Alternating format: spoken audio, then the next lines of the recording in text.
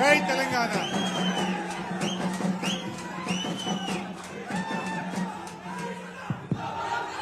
జై తెలంగాణ. జోహార్ తెలంగాణ మన వీరులకు. ఆగుబిడ please please please please please.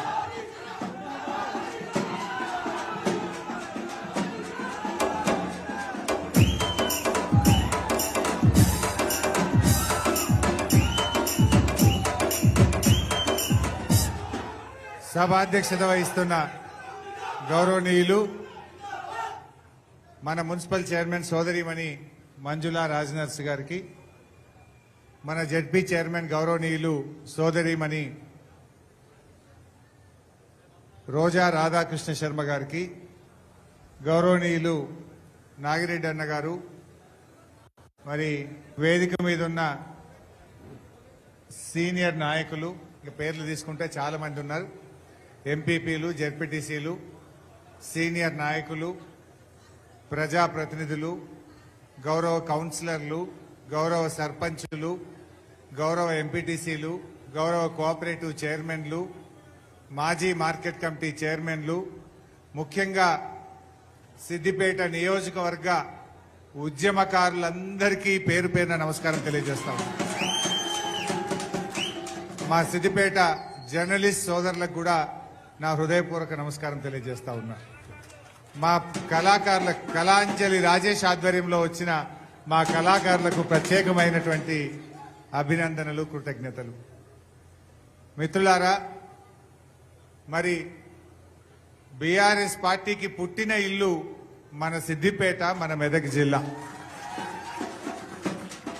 మీరందరూ నిన్న మొన్న చూస్తా ఉన్నారు.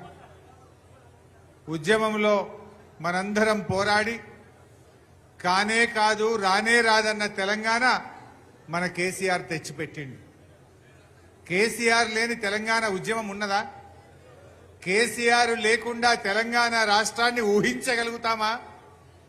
ఆనాడు రానే రాదన్న తెలంగాణను కేసీఆర్ పోరాడిండు, మనకు తెచ్చిపెట్టిండు. అప్పుడు కూడా తెలంగాణ ఉద్యమం చేసేటప్పుడు రాత్రికి రాత్రి కాంగ్రెస్ నాయకులు కేసీఆర్ చుట్టూండే నాయకులను ఎత్తుకుపోయింది.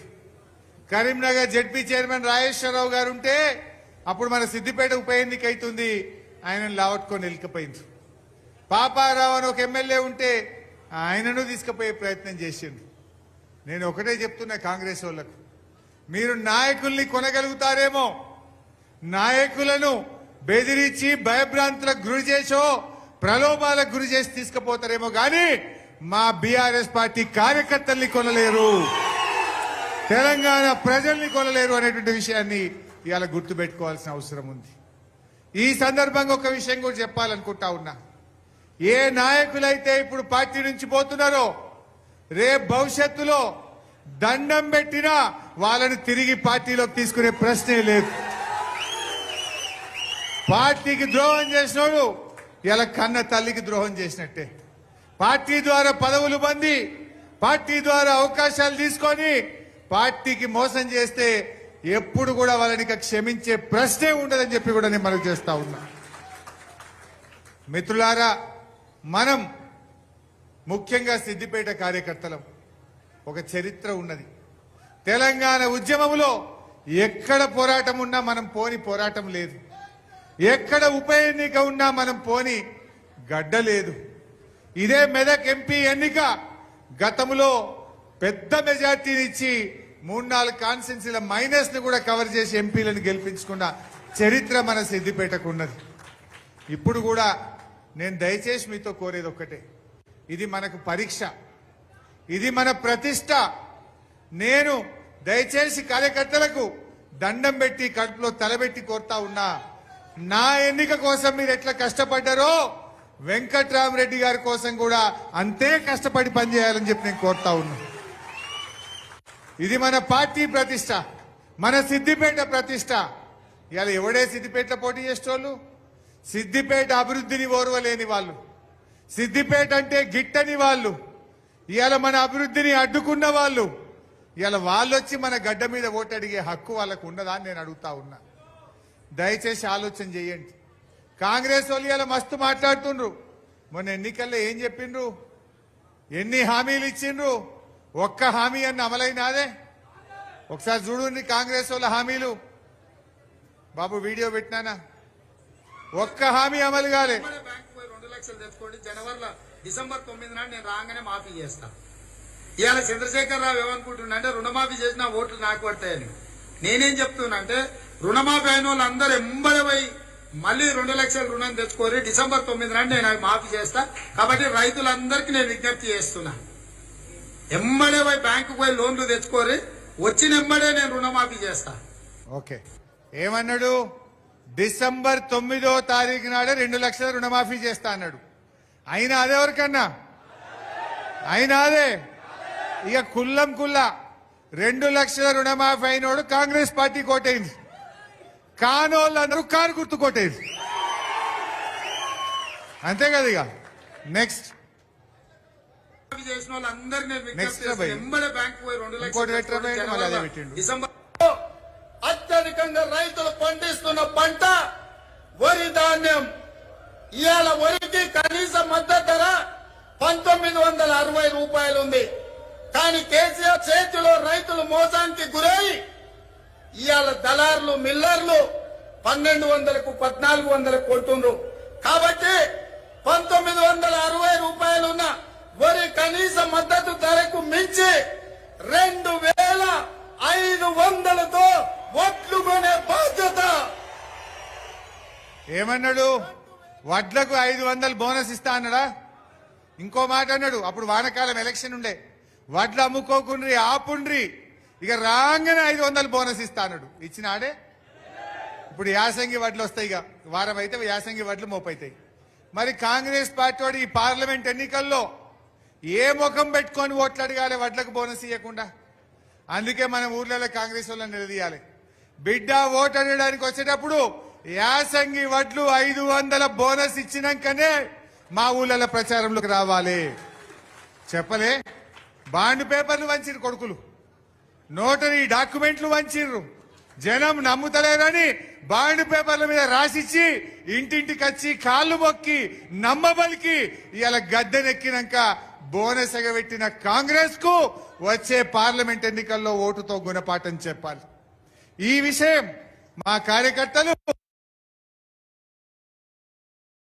బోనస్ ఎగబెట్టిన కాంగ్రెస్ కు ఓటుతో బుద్ధి చెప్పాలని చెప్పి మనం చర్చ పెట్టాల్సిన అవసరం ఉంది. కుల్లం కుల్లా 500 బోనస్ ఇస్తేనే కాంగ్రెస్ పార్టీకి ఓటు, బోనస్ ఇవ్వకపోతే కారు గుర్తుకే మా ఓటు అని చెప్పి ప్రజల్లో చర్చ పెట్టాల్సిన అవసరం ఉంది. నెక్స్ట్, వ్యవసాయ పనులు మొదలయ్యే ముందరనే సంవత్సరానికి ప్రతి రైతుకు ఎకరాకు 15,000 రూపాయలు రైతు భరోసా పథకం కింద ప్రతి రైతును ఆదుకునే బాధ్యత కాంగ్రెస్. ఏమన్నాడే? రైతు బంధు ఎంత ఇస్తా అన్నాడు? ఎకరానికి 15,000 రూపాయలు పంట వెయ్యక ముందే ఇస్తా అన్నాడు. 15,000 మాట దేవుడు ఎరుగు, కానీ 10,000 అన్న వచ్చినాయా పూర్తిగా? పంట వేసుడు విడిచిపెట్టు, పంట కోతలకు వచ్చినాయి, వడ్లొస్తున్నాయి, ఇంకా రైతు బంధు పూర్తిగా వల్లే. అంటే రైతులకు 15,000 రైతు బంధు ఇస్తా అని నమ్మబలికి దొడ్డిదారిన గద్దెనెక్కిన మోసపూరిత కాంగ్రెస్. మరి అలా మనం రైతులలో చర్చ పెట్టాలి. 15,000 రైతు బంధు వచ్చినోడు కాంగ్రెస్ కోటైంది, 15,000 రైతు బంధు పడనోళ్ళందరూ కారు గుర్తు కోటేయమని చెప్పి ఇలా మనం గ్రామాల్లో చర్చ పెట్టాల్సిన అవసరం ఉంది. నెక్స్ట్, ఎంత వస్తుంది? 2,000 వస్తుంది కదా. వచ్చే నెల నీకు 4,000 నీ ఖాతాలో పడతాయి. వచ్చే నెల డిసెంబర్ 9 నాడు పెద్దమ్మ 2,000 కాదు, ఇందిరమ్మ రాజ్యం వచ్చి నీకు 4,000 రూపాయల పెన్షన్ వస్తుంది. ఎవరు నడుకునే పని లేదు. ఇంతకుముందే సీన్ చెప్పి నీ మనోడు వచ్చి నీ కాళ్ళు ఎత్తుతాడు, పెట్రోల్ కు 500. రేవంత్ రెడ్డి వచ్చి వస్తాలే కాళ్ళుగా పడ్డా 4,000. మరి వచ్చి ఒత్తు బిడ్డ ఇప్పుడు ఎంతమంది ఒత్తుతావు? పడ్డాయా 4,000 పింఛన్ ఎవరికన్నా? పడ్డాయా? మరి కుల్లం కుల్లా అవ్వ తాతల దగ్గరికి, బీడీ కార్మికుల దగ్గరికి, వితంతురాల దగ్గరికి, నేత గీత కార్మికుల దగ్గరికి పోండి. 4,000 పింఛన్ పడితే కాంగ్రెస్ కోటైంది, 4,000 వడనోళ్ళంతా మన కారుకు కేసీఆర్ కోటేయమని మనం ఇవాళ గ్రామాల్లో చెప్పాల్సిన అవసరం ఉంది. పడ్డాయా 4,000? 4,000 మాట దేవుడు ఎరుగు. మధ్యలో జనవరి నెలలో 2,000 కూడా ఎగరగొట్టిండు. ఒక నెల పింఛన్ మొత్తానికి ఎగరగొట్టిండు. ఈ దుర్మార్గ కాంగ్రెస్ కు మరి మన ముసలోళ్ళకి చెప్పాలన్నా వద్ద ఊర్లో పొన్నపోయి అర్థమయ్యేటట్టు చెప్పాలి, సంజాయించాలి. మరి పింఛనియని మోసం చేసిన ఈ కాంగ్రెస్ కు ఓటుతో గుణపాఠం చెప్పాలి. నెక్స్ట్, ఆయన దగ్గర నగదు ఉంటేనే బెల్ట్ షాప్లలో ఇస్తున్నాడు, అవునా? అందుకే మా అక్కల కష్టాలు చూసి నగదు మా అక్క దగ్గర ఉంటే పిల్లల చదువులు, ఇంటి ఖర్చులు, పండుగ పూట సుట్టం వస్తే ఇంత మంచి చెడ్డ చూడడానికి ఉంటది.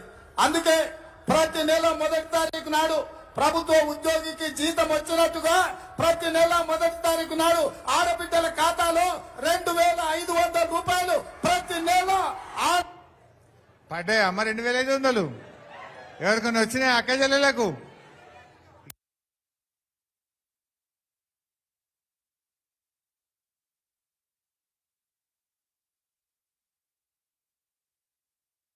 ఈ 2,500 ఇస్తా అని మహిళల ఓట్లు వేసుకొని దొడ్డిదారిని అధికారంలోకి వచ్చిండు. ఏం చెప్పిండ్రు? 100 రోజుల్లో ఇవి అమలు చేసి తీర్థం. ఆయన నమ్ముతలేరని ఇది సోనియా గాంధీ ఇచ్చిన మాట, ఇది రాహుల్ గాంధీ ఇచ్చిన మాట, మాట తప్పనే తప్పం అని నమ్మబలికిండ్రు. బాండ్ పేపర్లు వంచిండ్రు, గద్దెనెక్కినాక మర్చిపోయారు. ఇలా రైతు బంధు పెంచుతారనుకొని ఓట్లేసింది కానీ ఈ కాంగ్రెస్ వాళ్ళు ముంచుతారని అనుకోలే. ముంచుతారనుకుంటే అప్పుడే ముంచుదురు వీళ్ళని. కానీ పెంచుతారని వీళ్ళు నమ్మబలితే నమ్మి వాళ్ళకు ఓట్లేస్తే ఇలా రైతుల్ని ముంచిండ్రు, మహిళల్ని ముంచిండ్రు, పెన్షన్దారులను ముంచిండ్రు. ఇలా అడుగడుగున అన్యాయమే చేసిండ్రు. ఎవరికి న్యాయం చేసిండ్రు? ఇలా నిరుపేదలైన ఎవరు నిరుపేదలు? 42,80,000 మంది ఆసరా పెన్షన్దారులు. 42,80,000 ఆసరా పెన్షన్దారులను 4,000 ఇస్తామని మోసం చేసింది కాంగ్రెస్ కాదా? 65 లక్షల మంది రైతులకు 15,000 రైతు బంధు ఇస్తాం, మీకు 500 వడ్లకు బోనస్ ఇస్తాం, 24 గంటల కరెంట్ ఇస్తాం, వ్యవసాయ కూలీలకు 12,000 ఇస్తాం, కౌలు రైతులకు 15,000 ఇస్తామని రైతుల్ని మోసం చేసింది కాంగ్రెస్ పార్టీ కాదా? ఆడబిడ్డలు 18 ఏళ్లు నిండిన ఆడబిడ్డలందరికీ నెల 2,500 ఇస్తామని ఆడబిడ్డల్ని మోసం చేసింది కాంగ్రెస్ పార్టీ కాదా? మన కేసీఆర్ మాట అంటే మాట. కళ్యాణ లక్ష్మికి 1,00,000 రూపాయలు ఇస్తా అంటే ప్రతి పేదింటి ఆడపిల్లకు 1,00,000 రూపాయలు ఇచ్చిండు. రైతు బంధు 10,000 ఇస్తా అంటే కరోనా లాంటి కష్టకాలంలో కూడా సకాలంలో రైతు బంధు ఇచ్చిండు మన కేసీఆర్. 200 ఉన్న పెన్షన్ ను 2,000 చేస్తా అంటే 2,000 ఇచ్చి చూపించిండు మన కేసీఆర్. బీడీలు చేసే అక్క చెల్లెలకు ఆసరా పెన్షన్ ఇస్తా అంటే దేశంలో ఎక్కడ లేని విధంగా ఆసరా పెన్షన్ ఇచ్చిండు మన కేసీఆర్. ఇది మనది. కానీ ఇవాళ కాంగ్రెస్ పార్టీ అడుగడుగున మోసం చేసింది. దయచేసి మా అన్నదమ్ముళ్ళు, మా కార్యకర్తలు మనం గట్టిగా ఈ కాంగ్రెస్ మోసాలను ఎండగడదాం. వచ్చే ఎన్నికల్లో వెంకట్రామరెడ్డి గారికి నాకు వచ్చినంత మెజార్టీ ఇవ్వాల్సిన బాధ్యత మనందరిది. నెక్స్ట్ బాబు, సిద్దిపేట మీద ఈర్ష. ఈడొగైన రఘునందన్ రావు అని బీజేపీ ఆయన పోటీ చేస్తుండు. మన సిద్దిపేట అంటే ఆయన కండ్ల మంట. ఏం మాట్లాడిండో ఒకసారి చూడండి. హరీష్ రావు గారి మీద ఎక్కువ ఆశ పెట్టుకున్నట్టుంది బీజేపీ తెలంగాణ రాష్ట్రంలో. లేదు, ఆయన చాలా డెడికేషన్ తో డిసిప్లిన్ తోటి ఈ రోజు రాష్ట్ర ప్రభుత్వంలో మంత్రిగా పనిచేస్తా ఉన్నారు. డెడికేషన్ తో డిసిప్లిన్ తోటి ఈ రోజు రాష్ట్ర ప్రభుత్వంలో మంత్రిగా పనిచేస్తా ఉన్నారు. ఆయనను మనం చెడ్డ పేరు తీసుకురావడం మంచిది కాదు. ముఖ్యమంత్రి సొంత నియోజకవర్గమైనటువంటి వాళ్ళ అల్లుడు ప్రాతినిధ్యం వహిస్తున్నటువంటి సిద్దిపేట ఉంటుంది. నియోజకవర్గం అయిపోగానే కేక్ కట్ చేసినట్టు, గీత పెట్టినట్టు అక్కడ దాకా నున్నగా ఉంటది రోడ్డు. పాలిటెక్నిక్ కాలేజీ ఊరుకోడు గుట్టలో పెట్టుకున్నాడు. అదేశాల ఎవరు పెట్టుకున్నాడు? ఊరుకోడు గుట్టలో పెట్టుకున్నాడు. మొత్తం 2.5 కోట్లు కేంద్రం సబ్సిడీ ఇస్తే 1 కోటి రూపాయలు సిద్దిపేట వాళ్ళు తీసుకుపోతారు. 50 లక్షలు వస్తే 50 లక్షలు హరీష్ అన్న సిద్దిపేటకే వచ్చవుతాడు. ఇవాళ రుణమాఫీ చేసిన వాళ్ళందరూ నేను విజ్ఞప్తి చేస్తున్నా. ఎంబడే బ్యాంకు పోయి 2 లక్షలు తెచ్చుకోండి. జనవరిలో డిసెంబర్ 9 ఏమే చేశానా గది పెట్టమంటే గిది పెడుతున్నామేంది? సరే అయితే కాంగ్రెస్ వాళ్ళు పెట్టవా కలిపి మాట్లాడినా.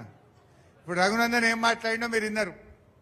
సిద్దిపేటనే అభివృద్ధి, మరి నువ్వు గెలిచినవు, నిన్ను ఎమ్మెల్యే చేసిండ్రు, ఎందుకో ఢిల్లీకి వెళ్ళి పైసలు లేకపోతివి, ఎందుకో అభివృద్ధి చేయకపోతివి, అన్ని మాయ మాటలు చెప్పి మన మీద ఓర్వలేని మాటలు మాట్లాడి మనను కళ్ళల్లో పెట్టుకొని మన కాళ్ళల్లో కట్టెలు పెట్టి మన అభివృద్ధిని అడ్డుకున్న ఈ వ్యక్తికి సిద్దిపేట గడ్డ మీద ఓట్లేస్తారు ఎవరన్నా?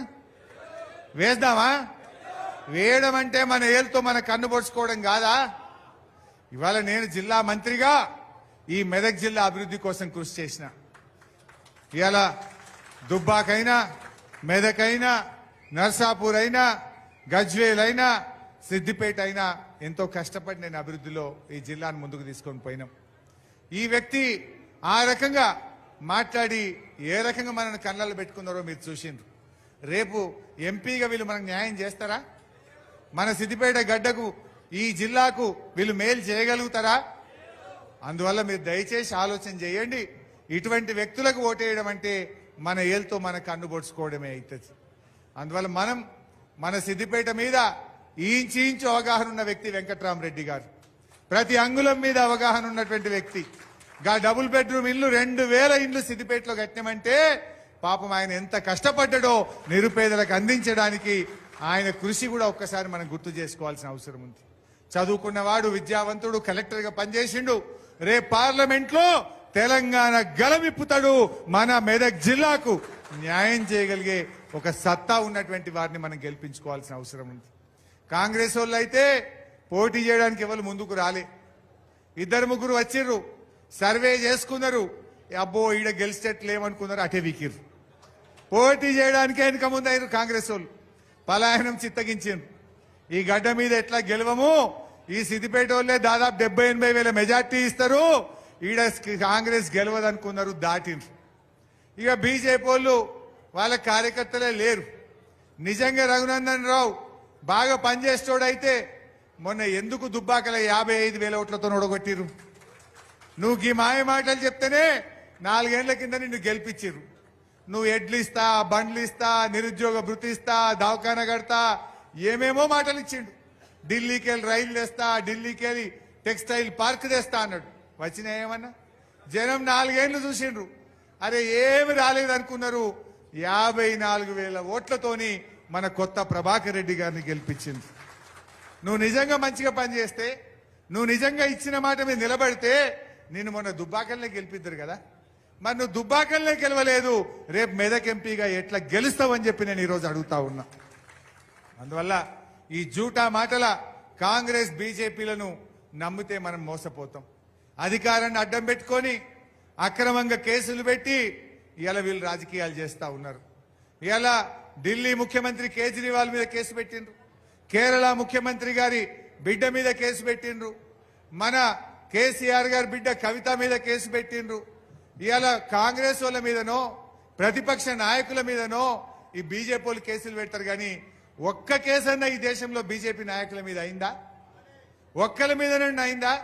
అంటే ప్రతిపక్షాల మీద కుట్ర చేస్తూ, బలహీనపరుస్తూ, వేధిస్తూ రాజకీయంగా వాళ్ళు గెలవాలనేటువంటి ప్రయత్నం చేస్తున్నారు. మరి కాంగ్రెస్ నిజస్వరూపం కూడా చూసినాం మనం. ఎన్ని హామీలు ఇచ్చిండ్రు? 100 రోజుల్లో 6 గ్యారంటీలు, 13 హామీలు అమలు చేస్తామన్నారు. రైతులకు ఇచ్చింది ఒక్కటన్నా అయినాదే? రైతులకు 6 హామీలు ఇచ్చిండ్రు. 15,000 రైతు బంధు మోసం, 2 లక్షల రుణమాఫీ దగా, 500 బోనస్ మహామోసం, 24 గంటల కరెంటు మహాదగా, కౌలు రైతులకు 15,000 మోసం, వ్యవసాయ కూలీలు 12,000 మోసం. ఒక్కటన్నైందా? కరెంటు కేసీఆర్ ఉండంగా మోటార్లు కాలే ఊర్లల్లా, ఇప్పుడు కాల్తలేవు. ప్రతి రైతుకు పంట మీద 2 సార్లు మోటార్ కాలుతా ఉంది ఈరోజు. మళ్ళా ఊర్లో పొన్న బోరు బండ్లు వచ్చినాయి, మళ్ళా క్రేన్లు వచ్చినాయి. పోయిన 5 ఏళ్లలో ఎక్కడన్నా సిద్దిపేటలో బోరు బండి కనబడ్డా? అదే ఊర్లో పొన్న క్రేన్లు కనబడ్డాయే. కాంగ్రెస్ వచ్చింది, కరువు వచ్చింది. కాంగ్రెస్ వాళ్ళు వచ్చిర్రు, మళ్ళీ మోటార్లు కాలుతున్నాయి. కాంగ్రెస్ వచ్చింది, మళ్ళీ ఒక్కొక్క రైతు 2 బోర్లు 3 బోర్లు వేయాల్సిన పరిస్థితి వచ్చింది. కాంగ్రెస్ వాళ్ళు వచ్చిండ్రు, మళ్ళా క్రేన్లు కిరాయికి తెచ్చి బాయిల్ పూడికి తీయాల్సిన పరిస్థితి వచ్చింది. మరి ఇటువంటి కాంగ్రెస్ నమ్మితే మనందరం కూడా మోసపోయేటువంటి పరిస్థితి ఉంటుంది. ఈ విషయాన్ని దయచేసి కార్యకర్తలు ఇంటింటికి పోవాలి, చెప్పాలి. నిర్లక్ష్యం వద్దు. బీజేపీ వాళ్ళు దేవుడు అంటున్నారు. దేవుడు మనందరికీ సమానమే. మనం కూడా పొద్దుగాలు లేస్తే రాముని మొక్కమా? మన కేసీఆర్ కూడా యాదాద్రి లక్ష్మీ నరసింహస్వామి గుడి అంగరంగ వైభవంగా కట్టిండు. మనం రాజకీయం చేసినామా? బస్సులు పెట్టి మనం కూడా దొరికిపోతుంటిమి కావాలంటే, మనం కూడా ఇంటికి ఒక లడ్డు పంపిస్తుంటిమి, మనం కూడా దేవుడిని వాడుకొని రాజకీయం చేయరాకపోతుండేనా? దేవుడు అందరి వాడు, దేవుడిని పెట్టుకొని రాజకీయాలు చేయొద్దు అనుకున్నాం మనం. అయినా కేసీఆర్ చేసినన్ని యజ్ఞాలు హోమాలు, కేసీఆర్ కట్టినన్ని గుళ్ళు ఈ దేశంలో ముఖ్యమంత్రి అయినా కట్టిండా అని అడుగుతా ఉన్నా. ఒక్క సిద్దిపేట నియోజకవర్గంలో దాదాపు 200 దేవాలయాలు కట్టించినాం మనం. దేవుడి మీద మనకు నమ్మకం లేకనా? వాళ్ళు దేవుడిని అడ్డం పెట్టుకొని రాజకీయాలు చేసే ప్రయత్నం చేస్తున్నారు. దయచేసి కార్యకర్తలు మనము ఈ ప్రలోభాలకు గురి కావద్దు. సిద్దిపేట నియోజకవర్గమే ఒక దేవాలయంగా నేను పనిచేశాను. సిద్దిపేట ప్రజలే నా కుటుంబ సభ్యులుగా నేను పనిచేసిన. నా ఆరోగ్యాన్ని కూడా లెక్క చేయకుండా మా సిద్దిపేట ప్రజల ఆరోగ్యం కోసం 1000 పడకల ఆసుపత్రిని సిద్దిపేటలో రాత్రింబవళ్ళు కష్టపడి కట్టించడం జరిగింది. ఇట్లా ఎన్నో కార్యక్రమాలు చేసినాం. ఏం చేసిండు రేవంత్ రెడ్డి? కాంగ్రెస్ ప్రభుత్వం రాగానే మన చిన్న కోడూరు రోడ్డు క్యాన్సిల్ చేసిండు. ఇవాళ చిన్న కోడూరు నుంచి అల్లిపూర్ దాకా 4 లైన్ రోడ్ శాంక్షన్ చేస్తే ఇవాళ దాన్ని క్యాన్సిల్ చేసిండ్రు. ఈ క్యాన్సిల్ చేసిన కాంగ్రెస్ పార్టీకి మనం బుద్ధి చెప్పొద్దా? నేను వెటర్నరీ కాలేజ్ మన పిల్లలు చదువుకోవాలని వెటర్నరీ కాలేజ్ శాంక్షన్ చేసి సగం పనులైన కలెక్టరేట్ పక్కన మీరు పోయి చూడండి. దాన్ని తీసుకుపోయి కొడంగల్ తీసుకుపోయిండు. నువ్వు పెట్టుకో కొత్తగా కొడంగల్లా, కానీ సిద్దిపేటలో సగం పనులైన మా వెటర్నరీ కాలేజ్ ని నువ్వు కొడంగల్ తరలిస్తే మా సిద్దిపేట ప్రజలందరూ రేపు నీ కాంగ్రెస్ పార్టీ డిపాజిట్ గల్లంతు చేసి బుద్ధి చెప్తారు. ఇది అన్యాయం కాదా? నువ్వు ఏ రకంగా తీసుకుపోతావు? మేం కొడంగల్కి వ్యతిరేకం కాదు, పెట్టు కొత్తది. కానీ సిద్దిపేట మీద కక్ష ఎందుకు? సిద్దిపేట మీద నీకు పగ ఎందుకు? మా కాలేజీని ఎందుకు క్యాన్సిల్ చేసినావో సమాధానం చెప్పాలని చెప్పి నేను అడుగుతా ఉన్నా. అంటే మన కాలేజీ గుంజుకపోతారు, మన రోడ్లు క్యాన్సిల్ చేస్తారు, మన శిల్పారామం పని సగం లాపుతారు. ఇటువంటి కాంగ్రెస్ కు ఓటేస్తే మరి మనను మనం ఆగం చేసుకున్నట్టు కాదా? మోసకారులకు, మనకు అన్యాయం చేసిన వాళ్లకు, మనకు నష్టం చేసిన వాళ్లకు మనం సర్ది కడదామా? దయచేసి ఇది ఊర్లలో చర్చ పెట్టండి, గ్రామాల్లో చర్చ పెట్టండి. నేను మా పెద్ద నాయకులను కూడా కోరుతున్నా, జర మీరు కార్యకర్తల్ని సమన్వయం చేయక కొంచెం ఇబ్బంది వస్తా ఉంది. మీ మధ్య ఉండే చిన్న చిన్న భేదాభిప్రాయాలు అక్కడక్కడ అది గ్రామాల్లో నాకు ఇబ్బంది అవుతా ఉంది. ఈ మధ్య కార్యకర్తలు కలిసినప్పుడు నా దృష్టికి తెస్తా ఉన్నారు. అన్నీ పక్కన పెట్టండి. కష్టకాలంలో పార్టీకి నిలబడ్డవాడే నిజమైన కార్యకర్త, నిజమైన కుటుంబ సభ్యుడు. ఒక్కొక్కరం ఒక్కొక్క కేసీఆర్ లాగా, ఒక్కొక్కరు ఒక హరీష్ అన్న లెక్క, ఒక్కొక్కరు ఒక అభ్యర్థి వెంకట్రామరెడ్డి గారి లాగా ఈ ఎన్నికల్లో మనం పనిచేయాల్సిన అవసరం ఉంది. నేను దండం పెట్టి కోరుతా ఉన్నా, ఇది మనకు ప్రతిష్ట. సిద్దిపేట అంటే ఈ రాష్ట్రంలో ఒక గౌరవం ఉన్నది, మెదక్ జిల్లా అంటే ఒక గౌరవం ఉన్నది. ఆ గౌరవాన్ని మనం నిలబెట్టుకుందాం, ఈ ప్రతిష్టను కాపాడుకుందాం. రాజుగారి పాలు నీళ్ల కథ చేసుకోవద్దు, ఎవరో బొట్టు పెట్టి చెప్పాలని అనుకోవద్దు. సమన్వయం చేసుకోండి. యువత, విద్యార్థులు, ప్రజాప్రతినిధులు అందరం కూడా సమన్వయంతో పనిచేద్దాం. నాకు తెలిసి పోయినసారి మీ అందరూ కష్టపడి నాకు 84,000 మెజార్టీ ఇచ్చింది. కొద్దిగా గట్టిగా కష్టపడితే దాన్ని దాటియచ్చు అనేటువంటి నమ్మకం కూడా నాకు ఉన్నది. ఎందుకంటే అప్పటికిప్పటికి మార్పు వచ్చింది. అప్పుడు 84,000 వచ్చినప్పుడు వెటర్నరీ కాలేజ్ క్యాన్సిల్ కాలే, అల్లిపూర్ రోడ్ క్యాన్సిల్ కాలే. ఇవన్నీ కూడా బాండ్ పేపర్ మీద రాసిచ్చినాయి, అయితే ఏమో అని కొంతమంది నమ్మిండ్రు. ఇప్పుడు అవి కాలేదని తేలిపోయినాక ఇంకెవడన్నా కాంగ్రెస్ కోటేస్తాడు? ఇవాళ ఇంకో మాట అంటున్నా, ఈ ఎన్నికల్లో కాంగ్రెస్ పార్టీ ఓడిపోయినా ఈ ప్రభుత్వం ఏమి ఇప్పటికిప్పుడు పడిపోదు. కానీ ఏమంటాడు రేవంత్ రెడ్డి? మొన్న అన్నాడు ఎక్కడనో, ఈ 100 రోజుల పాలనకు ఈ ఎలక్షన్ ఒక రెఫరెండము అన్నాడు. అంటే ఏందన్నట్టు? 2 లక్షల రుణమాఫీ ఎగ్గొట్టినా నాకు ఓటేసిండ్రు, అక్కచెల్లెలకు 2500 ఎగ్గొట్టినా నాకు ఓటేసిండ్రు, తులం బంగారం ఇస్తామని మోసం చేసినా నాకు ఓటేసిండ్రు, 15,000 రైతు బంధు ఇస్తానని ఆగం చేసినా నాకు ఓటేసిండ్రు, వడ్లకు 500 బోనస్ ఎగబెట్టినా నాకు ఓటేసిండ్రు. ఇక నేను ఇయ్యపో అంటే ఎట్లా అంటాడా అనడా? అందుకే ఈ ఎన్నికల్లో కాంగ్రెస్ కు సురుకు పెట్టాలి. ఈ ఎన్నికల్లో కర్రు గాల్చి వాత పెడితేనే బిడ్డను మోసం చేసినావు కనుకనే నిన్ను ఓడగొట్టిండ్రు అనే విషయం వాళ్ళకి అర్థమయ్యేటట్టు ఓటుతో మనం చెప్పాల్సినటువంటి అవసరం ఉంది. అట్లయితే ఏమైతుంది? రేపు అసెంబ్లీలో నేను మైక్ తీసుకొని బల్ల గుద్ది ఏం సంగతి బిడ్డ అని నేను గట్టిగా అడగగలుగుతా. మొన్న నేను గట్టిగా అడిగినా లేదా? రేపు మీరు వెంకట్రామరెడ్డి గెలిపించిరనుకో, రేవంత్ రెడ్డి నువ్వు 2 లక్షల రుణమాఫీ చేయలేదు కనుకనే మా వాళ్ళు నీకు సురుకు పెట్టిరు బిడ్డ అంట. నువ్వు వడ్లకు 500 బోనస్ ఇస్తా అన్నావు, 4000 పింఛన్ ఇస్తా అన్నావు, అక్క చెల్లెలకు 2500 ఇయ్యలేదు కనుకనే నిన్ను ఓడగొట్టినరు. ఇప్పుడన్నా ఈ కళ్ళు తెరువు అని బల్ల గుద్ది అసెంబ్లీలో కొట్లాడగలుగుతా. తేడా వచ్చిందనుకో నేను లేచి మాట్లాడితే ఏమంటాడు? నేను అన్నయ్య పెట్టినా నాకు ఓటేసిండ్రు, ఏం మాట్లాడతావు హరీష్ రావు కూర్చో అంటాడు. అనడా? మరి ఎగబెట్టినా నన్నే నమ్మిర్రు అంటాడు. అనడా? అందువల్ల మనం ఈ విషయం ప్రజలకు చెప్పాలి, ప్రజలను చైతన్యపరచాలి. ప్రతి కార్యకర్త ప్రజల దగ్గరికి పోయి అర్థమయ్యేటట్టు చెప్పండి. మీ ఫోన్లలో పంపిస్తా ఇవన్నీ. ఒక ఇంటికి పోండి, పెద్ద లొల్లొద్దు, ఆర్భాటం వద్దు. అక్క ఉందనుకో చెల్లె, చూపి 2500 అన్నాడు, పడ్డాయా చెల్లె అను, పడలేదా గుద్దు కారుకు పడతాయని చెప్పాలి. రైతు కనబడ్డాడు అనుకో, అన్న వడ్లకు బోనస్ వచ్చిందా, రాలే, గుద్దు కారుకు మా హరీష్ అన్న పోయి అసెంబ్లీలో బల్ల గుద్దుతాడు అని చెప్పాలి. ఈ విషయం అందరికి మంచిగా ఇంటింటికి పోయి సముదాయించి చెప్పుంటారు. బీజేపీ వాళ్ళు ఏమిచ్చిర్రే? 16 లక్షలు నల్లధనాలు తెచ్చి ప్రతి అకౌంట్లో వేస్తామన్నారు, వేసిండ్రా? ఢిల్లీలో రైతులు పోతే ఇలా 100 మంది రైతుల్ని పొట్టన పెట్టుకున్న చరిత్ర ఇలా నల్ల చట్టాలు తెచ్చి బీజేపీ చరిత్ర. ఎవరికి మేలు చేసినారు? అందువల్ల ఈ బీజేపీ కాంగ్రెస్లు కాదు, మన తెలంగాణ తెచ్చినటువంటి తెలంగాణ గొంతుక, తెలంగాణకు ఆత్మగౌరవ ప్రతీక మన బీఆర్ఎస్ పార్టీని మనం గెలిపించుకోవాల్సినటువంటి అవసరం ఉంది. అందువల్ల మన ప్రత్యేకతను మనం కాపాడుకుందాం. దయచేసి మా అన్నదమ్ములు, మా అక్క చెల్లెళ్ళు ఏదైనా చిన్న చిన్న కోపతాపాలు ఉన్నా జర పక్కకు పెట్టుండ్రి. మన తల్లి లాంటి బీఆర్ఎస్ పార్టీని, తండ్రి లాంటి కేసీఆర్ కు ఇది అండగా ఉండాల్సినటువంటి సమయం. ఈ సమయంలో మనందరం కూడా గట్టిగా నిలబడి మళ్ళీ మన సత్తా మనం చాటాలి. దొంగలు కొంతమంది పోవచ్చు పార్టీలకు వెళ్ళి, వాళ్ళకి మనం బుద్ధి చెప్పాలి. గట్టిగా నిలబడాలి. మనం వ్యక్తులు కాదు, వ్యవస్థ ముఖ్యం, బీఆర్ఎస్ పార్టీ ముఖ్యం. ఈ బీఆర్ఎస్ పార్టీ ఉన్నది కనుకనే ఇవాళ తెలంగాణ వచ్చిందనే విషయం మనం గట్టిగా తీసుకుపోవాల్సినటువంటి అవసరం ఉంది. ఇవాళ రేవంత్ రెడ్డి ఎందుకో మాట్లాడతాడు, పేగులు మెడలు వేసుకుంటా అంటాడు. నువ్వు పేగులు మెడలు వేసుకుంటే ఎవరికి కావాలన్నాయా? పేదోళ్ళకు పనిచేయి. నువ్వు ముఖ్యమంత్రి అయినావు, పేదోళ్లకు 4000 పింఛన్ ఇచ్చి మాట్లాడు, పేదోళ్లకు 2500 ఇచ్చి మాట్లాడు. నువ్వు పేగులు మెడలు వేసుకుంటు మాకెందుకు? ఇది మనుషులు మాట్లాడే మాటనా? రాక్షసులు మాట్లాడతారు. పేగులు మెడలు వేసుకుంటాను ఎవడు మాట్లాడతాడు? రాక్షసులు మాట్లాడతారు, మనుషులు మాట్లాడతారు ఈ భాష. మానవ బాంబు కాదు నాయన, మానవీయ పాలన అందించు.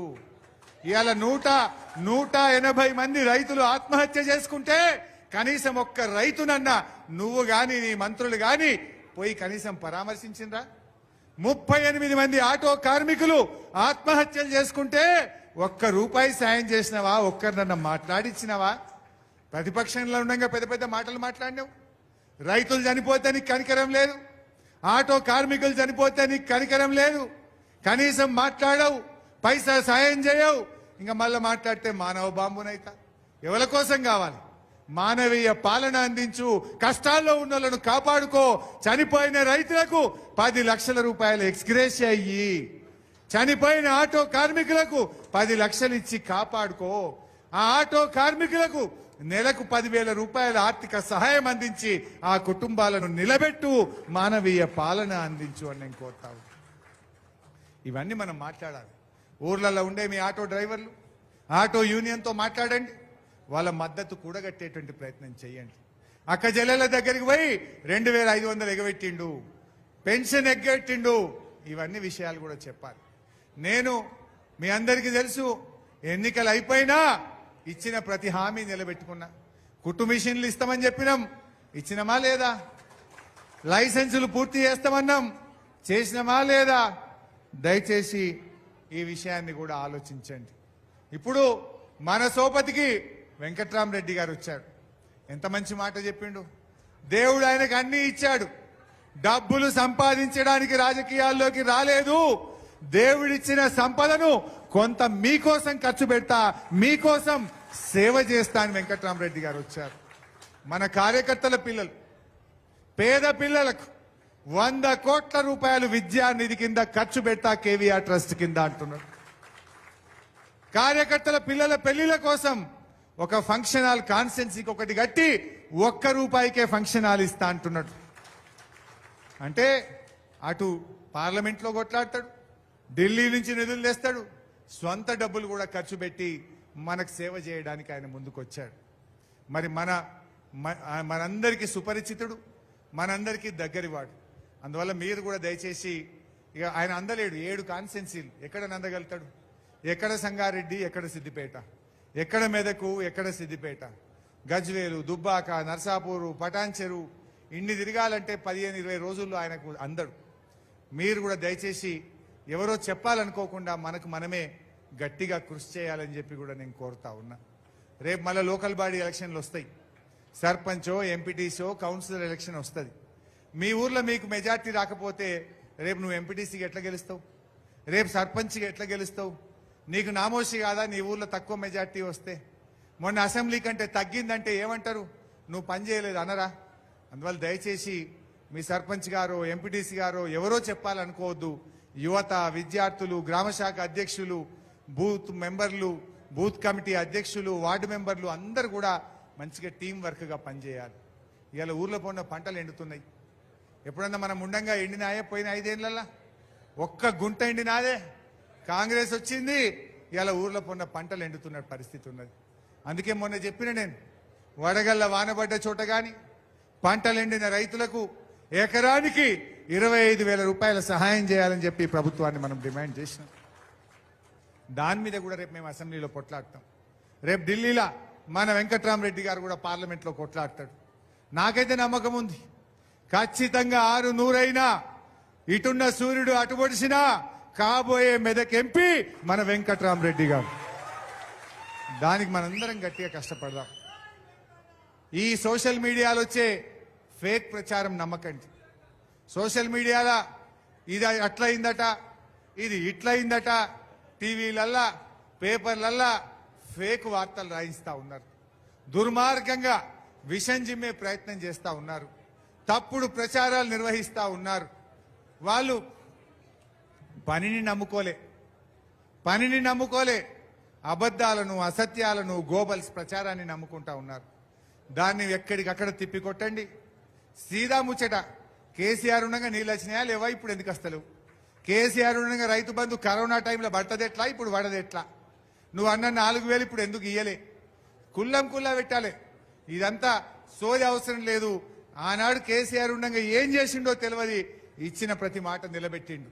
మంచినీళ్ళు ఇచ్చిండు, కాలువ నీళ్ళు ఇచ్చిండు, కరెంట్ ఇచ్చిండు, రైతు బంధు ఇచ్చిండు, రైతు బీమా ఇచ్చిండు, ఆసర పెన్షన్ ఇచ్చిండు, కళ్యాణ లక్ష్మి ఇచ్చిండు, కేసీఆర్ కిట్ ఇచ్చిండు. ఇయ్యలేదా కేసీఆర్? ఇప్పుడు ఎందుకు కేసీఆర్ కిట్ మాయమైంది? ఎందుకు కేసీఆర్ న్యూట్రిషన్ కిట్ మాయమైంది? ఒక్కటొక్కటిగా బంద్ అవుతున్నాయి. రేపు పార్లమెంట్ ఎన్నికల్లో తప్పిపోయి గిట్ట కాంగ్రెస్ పార్టీ ఎక్కువ సీట్లు గెలిచిందనుకో, రేపు అన్ని మాయం చేస్తారు. ఇవన్నీ రావాలంటే కాంగ్రెస్ వాళ్ళకు మనం గట్టిగా సుక్కు పెట్టాలి. పార్లమెంట్ ఎన్నికల్లో కాంగ్రెస్ పార్టీని ఓడిస్తేనే మన హక్కులు మనం సాధించుకునేటువంటి అవకాశం ఉంటుంది. వెంకట్రామరెడ్డి గారు చాలా మంచి మనిషి. నేను ఎక్కువ పోను కానీ ఇవ్వాలంటే ఆయన రాజకీయాల్లోకి వచ్చిండు. ఇంతకుముందు సంగారెడ్డిలో అడిషనల్ కలెక్టర్ ఉన్నప్పుడు దుబ్బాక నుంచి ఒక చేనేత కార్మికులు, 2 ఆడపిల్లలు, తల్లి తండ్రి చనిపోయినరు, మేమిద్దరం అనాథలమని సంగారెడ్డిలో ఎప్పుడో 10 ఏళ్ల కింద ఆయన జాయింట్ కలెక్టర్ ఉన్నప్పుడు పోతే ఆ 2 ఆడపిల్లల్ని దత్తత తీసుకొని ఆ పిల్లల్ని చదివించి ఆ పిల్లలకు ఉద్యోగం వచ్చేటట్టు చేసి ఇవాళ దగ్గరుండి ఆ పిల్లల పెళ్లిళ్ళు చేస్తా ఉన్నారు.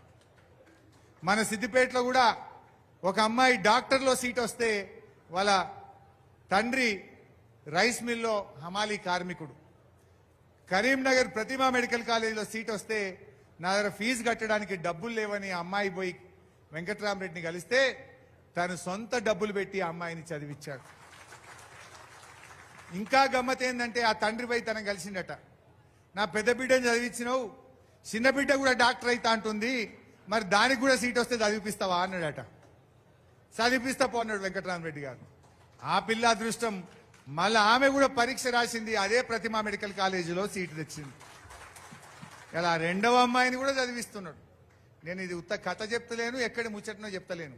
ఇది సిద్దిపేట పట్టణంలో ఒక హమాలీ కార్మికుడి 2 పిల్లల్ని ఆయన దత్తత తీసుకొని చదివిస్తున్న ముచ్చట చెప్తా ఉన్నా. ఇంకా చాలా ఉన్నాయి. అన్నం ఉడికిందా లేదా అని చెప్పడానికి ఒక మెతుకు ముట్టుకుంటే చాలన్నట్టు ఆయన మంచి మనసుకు ఆ ఆడపిల్లలను దత్తత తీసుకొని చదివించింది ఒక ఉదాహరణగా నేను మీకు చెప్పే ప్రయత్నం చేస్తా ఉన్నా. అంటే ఆ పిల్లల్ని కూడా ఇంటికి తీసుకుపోయిండు హైదరాబాద్లో. వాళ్ళ బిడ్డకు, కొడుకు, భార్యకు పరిచయం చేసి వాళ్ళందరూ కూర్చొని భోజనం చేయించి బర్త్డే రోజు ఆ పిల్లల్ని ఇంట్లో కేక్ కట్ చేసి బట్టలు పెట్టించి తోలిచ్చాడు. అంటే తానే కాదు, తన కుటుంబ సభ్యులు కూడా అంత మంచి మానవతమైన దృక్పథం ఉన్నటువంటి కుటుంబం మన వెంకట్రామరెడ్డి గారి కుటుంబం. అందువల్ల నిజంగా నా దృష్టిలో ఆయన ఎంపీ అభ్యర్థిగా మనకు దొరకడమే ఒక అదృష్టంగా నేను చెప్తా ఉన్నాను. ఇంకెవరైనా రావచ్చు, ఎంపీ అవుతారు, కానీ మనసు ఉండాలి కదా, డబ్బులు ఉండడం కాదు కదా. 100 కోట్ల విద్యా నిధి పెట్టి మా కార్యకర్తల్ని, పేద పిల్లల్ని చదివిపిస్తానే నాయకుడు అంత మనసున్నోడు దొరుకుతాడా మనకు? 9 నెలల కాన్స్టెన్సీకో ఫంక్షన్ హాల్ కట్టానే నాయకుడు దొరుకుతాడా? అంత మంచి అభ్యర్థి మనకు దొరికినందుకు మనం పూలలో పెట్టి కాపాడుకోవాలి. మనం ఆయనను గెలిపించుకునే బాధ్యత ఇవాళ మన మీదనే ఉన్నది అని చెప్పి నేను మనవి చేస్తా ఉన్నా. రేపు అందరికీ కష్ట సుఖాల్లో నాకు తోడుగా తానుంటాడు, నాకు కూడా బలం పెరుగుతుంది, ఇంకా కొంచెం గట్టిగా నేను మిమ్మల్ని కాపాడుకోగలుగుతా. అందువల్ల దయచేసి మీరందరూ కూడా మంచిగా, మా అక్క చెల్లెలు, అన్నదమ్ముళ్ళు అందరూ కూడా మంచిగా పనిచేయండి. ఈ మోసం చేసిన కాంగ్రెస్కు, మన సిద్దిపేటను కళ్ళల్లో పెట్టుకున్న ఈ కాంగ్రెస్ వాళ్ళకు, బీజేపీ వాళ్ళకు ఓటుతో గుణపాఠం చెప్పాలని మీ అందరినీ కోరుకుంటూ, జై తెలంగాణ, జై తెలంగాణ.